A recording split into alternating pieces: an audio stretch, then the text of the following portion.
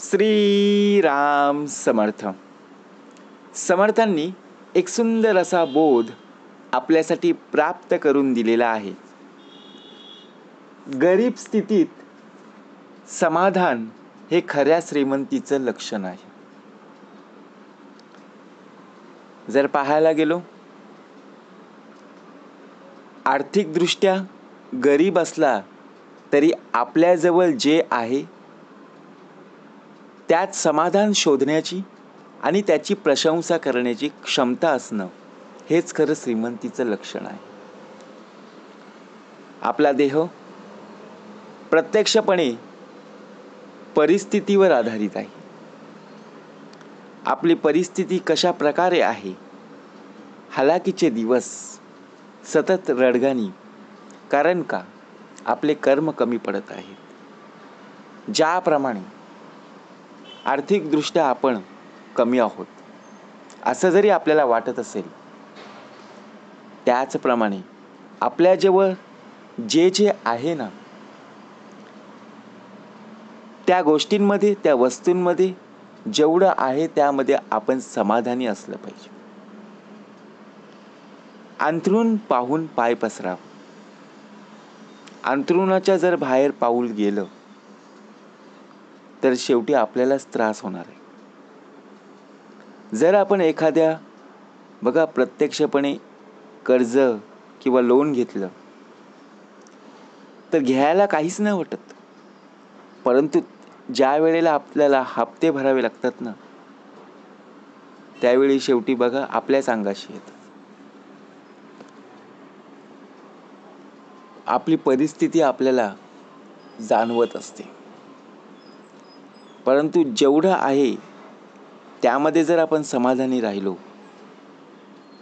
श्रीमंत लोक मोठमोठ्या हॉटेलमध्ये जात असतात, अनेक प्रकारचे ऑर्डरी देत असतात, परंतु आपल्याला जरी जाता आलं नाही तरी आपल्या घरामध्ये असणारे चटणी भाकर हे खाऊन आपण प्रत्यक्षपणे उत्तम प्रकारे ढेकर दिला पाहिजे.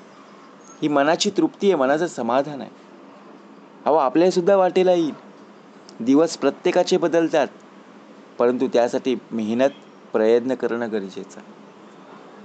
आपण फक्त लोकांचा विचार करत असतो आणि स्वतःला समर्थ म्हणाले कधीही कमी लेखायचं नाहीये.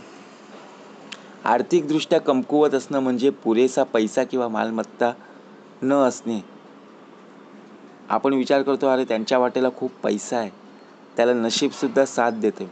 परंतु नशिबाने जरी साथ दिली असली, त्याचे कर्म हे उत्तमाचे आहेत ना.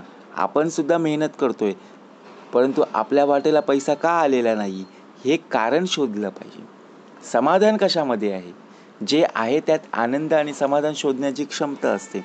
आता खरं जर पाहता, आपण गरीब जरी असलो आणि श्रीमंती व्यक्ती आपलं घर असतं मातीचं, कुडाचं घर, कौलारू घर, आणि श्रीमंत लोकांचं असतं स्लॅबचं घर, मोठमोठ्या टॉवरमध्ये असतं की नाही. मग आपण विचार करतो, हे परमेश्वरा, मला या टॉवरमध्ये असणाऱ्या लोकांसारखं राहणीमान, माझी परिस्थिती त्याप्रमाणे प्राप्त झाली पाहिजे. काय केलं? देवाला निवेदन ठेवलं. परंतु जर प्रत्यक्षात जर पाहायला गेलो ना, ज्या झोपडीमध्ये तू राहत आहेस ना, त्या झोपडीमध्ये तुला शांतपणे सुखाची झोप लागत आहे. आणि जी व्यक्ती टॉवरमध्ये राहत आहे, AC मध्ये प्रत्यक्षपणे झोप घेत आहे, उंच 16व्या 17व्या माळ्यावर टॉवरमध्ये राहत आहे, परंतु त्या व्यक्तीला झोप येत नाही, समाधान नाही. कारण त्याच्याकडे असणारे मौल्यवान वस्तू, त्याच्याकडे असणारे पैसे जर कोणी नेले तर त्यासाठी तो स्तब्ध राहत असतो. आणि तुझ्याजवळ जरी काही नसलं तरी तू शांततेने झोप घेत आहे. मग मनासो हे विश्रांती आणि समाधान शोधता आलं पाहिजे. मग खऱ्या श्रीमंतीचं लक्षण काय आहे? तर आर्थिक श्रीमंतापेक्षाही जास्त महत्त्वाचं म्हणजे मनाची श्रीमंती. आपल्याकडे पैसा आहे म्हणून आपण जर श्रीमंती दाखवत असू ना, तर शेवटी शून्य आहे. पण आर्थिक श्रीमंतीपेक्षा मनाची श्रीमंती दाखव ना. ज्या व्यक्तीला खरी गरज आहे त्या व्यक्तीला तुला मदत करता आली पाहिजे. अनेक अडचणींना सामोरं जाता आलं पाहिजे. तर जी समाधान आहे ते आत्मसंतुष्टीतून येईल ना. पण आपण काय विचार करतो, आपल्याजवळ फक्त पैसा असणं गरजेचं आहे, आपल्या खिशामध्ये मोबाईल असणं आवश्यक आहे. आपले सर्व खिसे बघा, प्रत्येक ठिकाणी पैसे असणं गरजेचं आहे. एका गरीब व्यक्तीकडे जास्त पैसा नसेल, पण ती व्यक्ती आपल्याकडे असलेल्या थोड्याशा अन्नाची प्रशंसा करते. ज्याप्रमाणे भाग दिलेला होता बघा मगाशी, आपल्या जवळ पैसे नसतात, आपण लोकांच्या इथे पाहत असतो, अरे हे लोक एवढे खात आहेत, आपल्याला सुद्धा मिळायला हवं. आपली इच्छा होते, परंतु आपल्या खिशात पैसे नसतात. परंतु त्या अन्नाची आपण प्रशंसा करतो, अरे उत्तम लागत आहे, परंतु आपल्याला पैसे नाही. परंतु आनंद शोधता आला पाहिजे. आपल्या ज्या इच्छा आहेत ना, त्या नक्कीच पूर्ण होणार आहेत.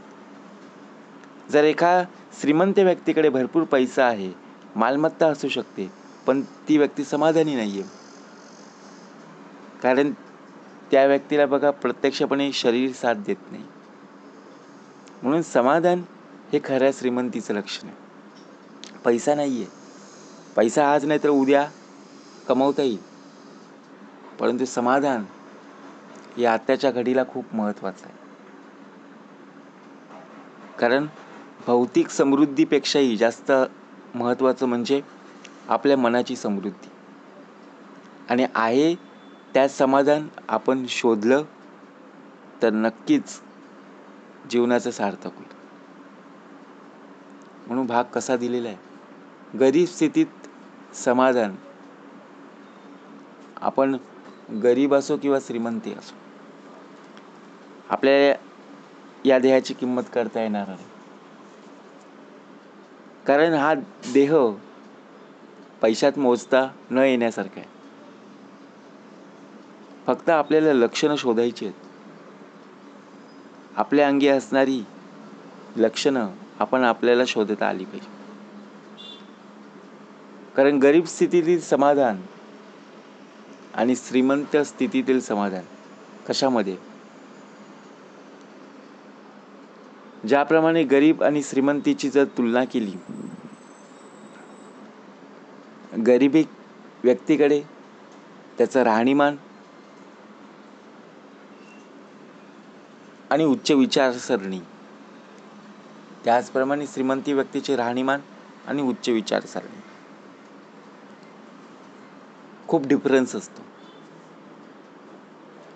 कारण प्रत्यक्षात त्याच्या कपड्यावरून ठरत असतं, त्याचा स्वभाव आपल्याला कळत असतं.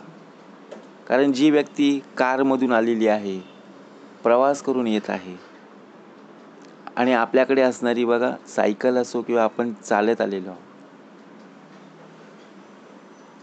कळतं की नाही. परंतु स्वतःला कमी कधी लेखू नका.